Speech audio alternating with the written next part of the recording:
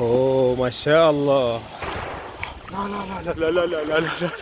هو بص نفس الشيء لكنكم تحبون محمد صلاح. زي ما انتم شايفين احنا دلوقتي في وسط الغابة والاشجار وورايا المحيط الناحية التانية خالص، واحنا حاليا في جزيرة اسمها امبوديا ماشي. فالجزيرة دي تعتبر رقم واحد في الأماكن المرشحة للزيارة في دار السلام، وفعلا هي جميلة جدا جدا جدا. هفضل ماشي معاكم لحد ما أوريكم البحر عشان تشوفوا النقاط، بس خلي بالكم برضه البحر الناحية التانية لأن هي عبارة عن حرف يو، وفي الوسط شوية أشجار وبعدين بتخش على الجرين بيتش. يعني الجزيرة هنا تعتبر محمية طبيعية كده، فأنت بتدفع لها رسوم وأنت داخل. الفيو فيها رائع أكتر من رائع، يعني أنا مش عارف أوصف لكم الجمال اللي أنا فيه.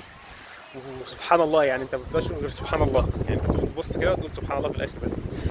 فتعالوا ننزل بقى الميه. اوه ما شاء الله. عارف ده عامل زي ايه؟ زي الافلام كده، اللي هو ايه، مجرد بتشوف الكلام ده في الافلام بس. الميه ساقعه جدا.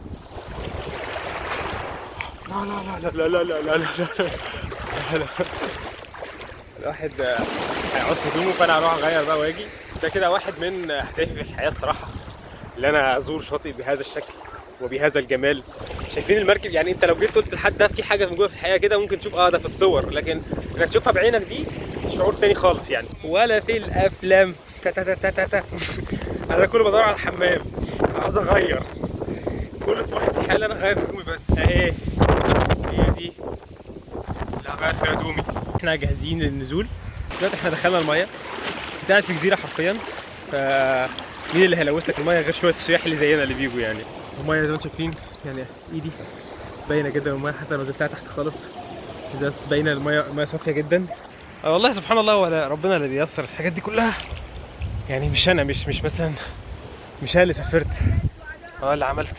هو بص نفس الشيء لكنكم تحبون محمد صلاح. وفي جوز هند معايا والله في الشنطه، يعني والله معايا جوز هند في الشنطه. شفتوني وانا داخل شوفوا احنا بنطلع. 21st century doing something mean to it, do it better than anybody you ever seen, do it, screams from the haters.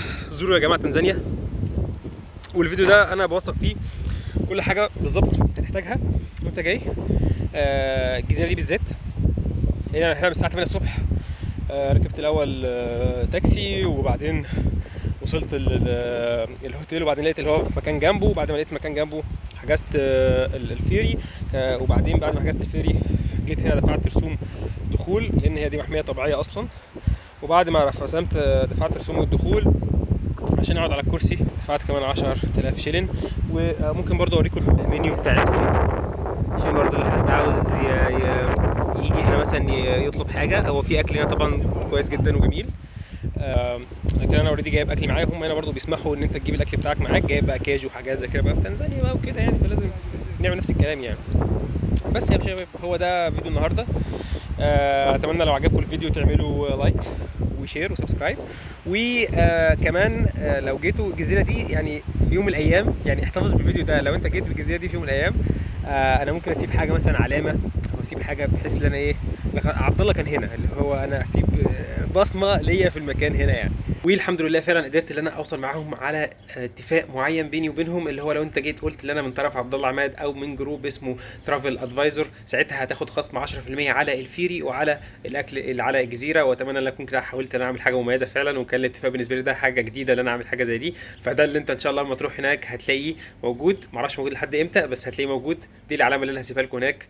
وبس كده، انا عملت الفيديو عشان خاطر تبسطوا زي ما انا اتبسطت. كانت بالنسبه لي ده حاجه كبيره جدا ولايف جول من حياتي، يعني من الباك ليست بتاعتي، اللي انا احضر حاجه زي كده، اشوف حاجه ده اللي انتوا شايفينه قدامكم ده، اللي هو الالوان والخضره والطبيعه، وربنا رزقني بحاجه زي كده يعني. بس هي ده كل الكلام، و thank you for watching.